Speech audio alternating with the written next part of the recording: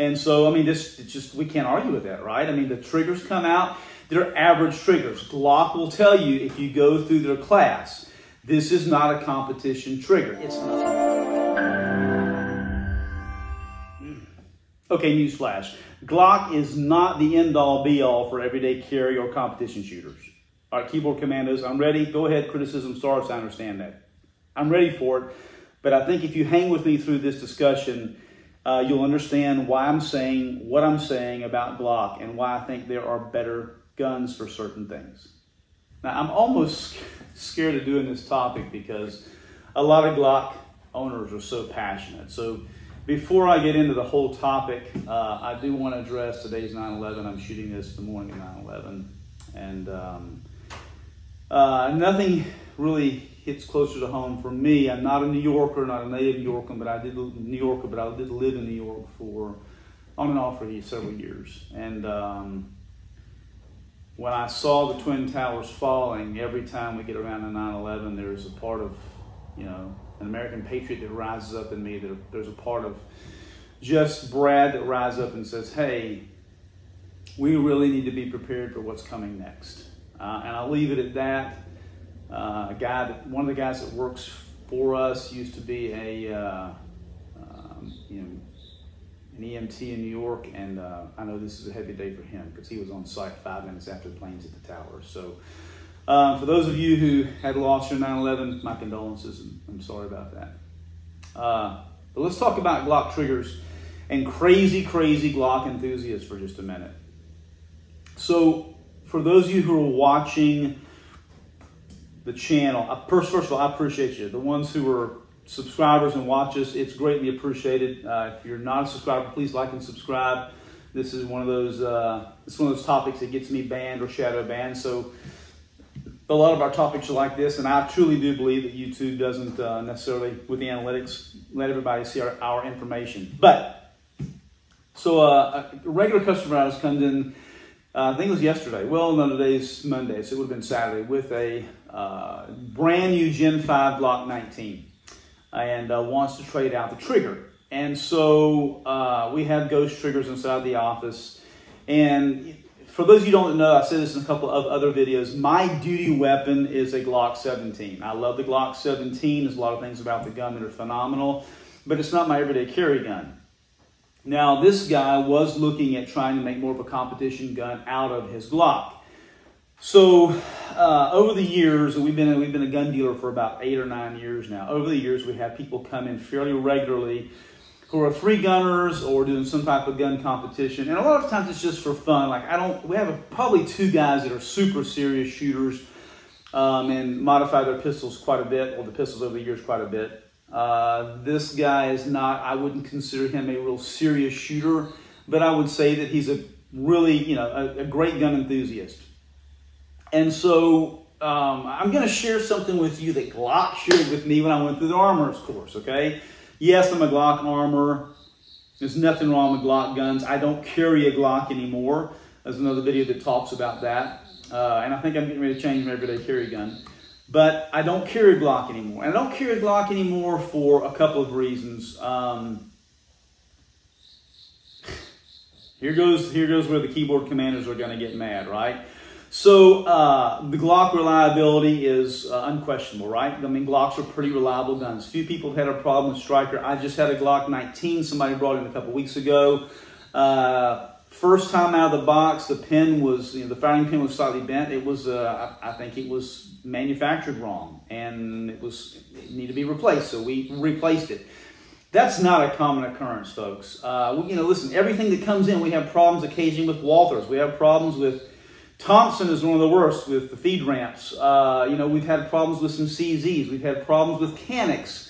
Not machine right for the RMR cutouts. I mean, there's guns coming from manufacturers sometimes just have problems. But Glock, I would say, is no exception to the rule. They're probably a little better than a lot, but they do have issues.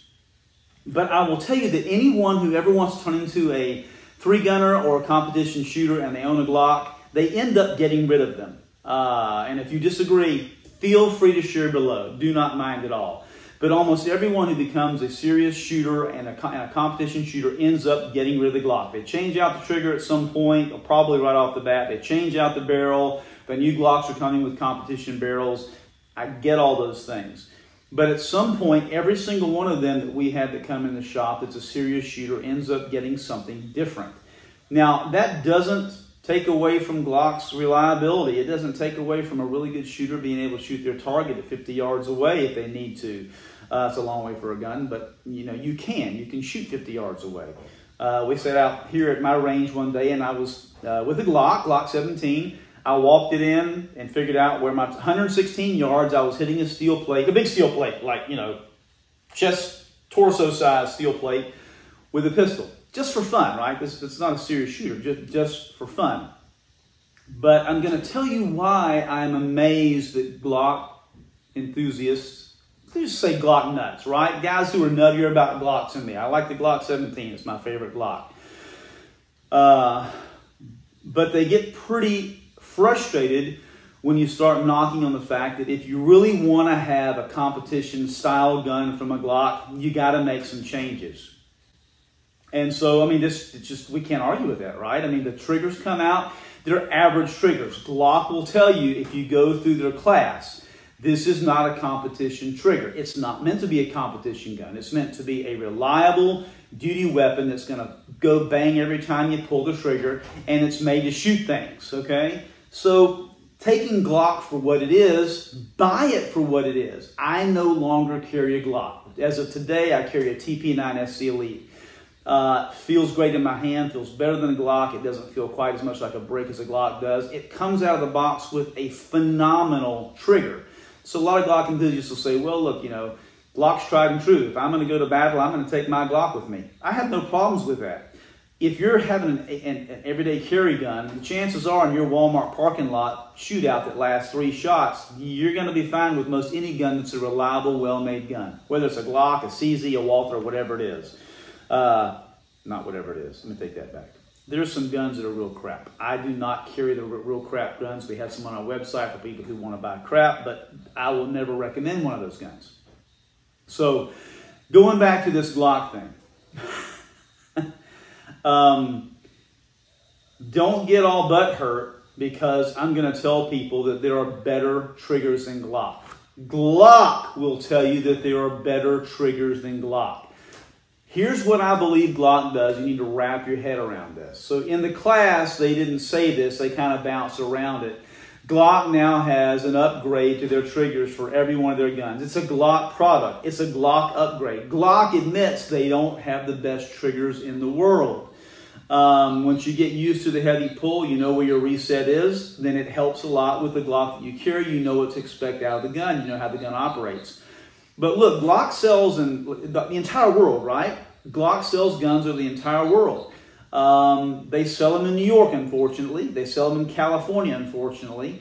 They sell them in other states that have different requirements for guns. And if you don't know how the drop test works, for instance, in California, and why California really won't allow certain guns there's some things you need to look at to understand why Glock tries to meet the whole spectrum of shooter in many states.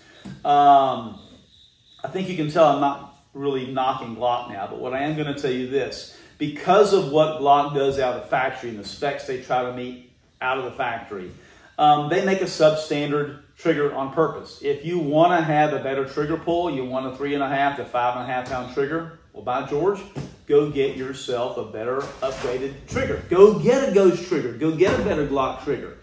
It's okay. But it's also okay for other shooters to say, hey, Glock comes out of the box substandard to what other people are expecting out of their trigger pulls. Now, still, for me, if I'm going to say a couple of guns out of the box that have the best triggers in the market, it's going to be one of these, CZ. Absolutely phenomenal triggers. For the smaller guns, the lighter guns, these. I love Walthers. Walther has really great light trigger pulls for some of the smaller caliber guns. But the best consistent trigger, in my opinion, for the money, you got to understand that, for the money, out of the box, is this right here. It's Canic. I have had a few Canics back in not for malfunctions of the gun, but for some problems with the RMR cutouts. That was it. There's a lot of functionality about the Canic that is like a Glock, but they're easier to take apart, they're easier to clean, they're easier to service, and they're about, on average, if you take a comparable Glock, you take a long slide Glock, or you take a Glock 19 comparable to TP9 SC Elite, or you take a Meta, which is kind of comparable to maybe a 17 or 34, you're going to be about $100 to $200 less on a Canic than you are a Glock.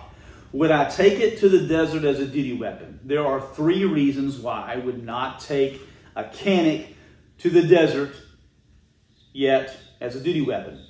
Most of the guys I've shot with or shoot with carry a Glock. I do like the fact that a lot of the magazines are going to be interchangeable. A lot of guys, even if they carry a different weapon, they carry a Glock for a duty weapon. You're going to be able to swap out mags. That's reason 1. Reason 2 is, if you ever need to work on a gun or get a replacement part, the Glock is pretty easy to get parts for. Listen, they made a mistake sending me a replacement part for a guy's 19 the other day. Actually, it was the one that had the fouling pin problem. For whatever reason, they sent me a spring, and I'm like, hey, y'all sent me the wrong part. They didn't ask a question. They just sent me a replacement part. And that's huge, right? Being able to get parts in a hurry, being able to get guns fixed in a hurry, that is absolutely phenomenal. That's reason 2. There's one more reason that if you're really looking at a duty weapon or a reliable weapon that you may want to get a Glock, it's fairly simple. You're not going to pay through the nose for a Glock. Although it's higher than a Canic, it's higher than some other guns that are in the same type of class. Your average Glock is going to cost you $550 to $650.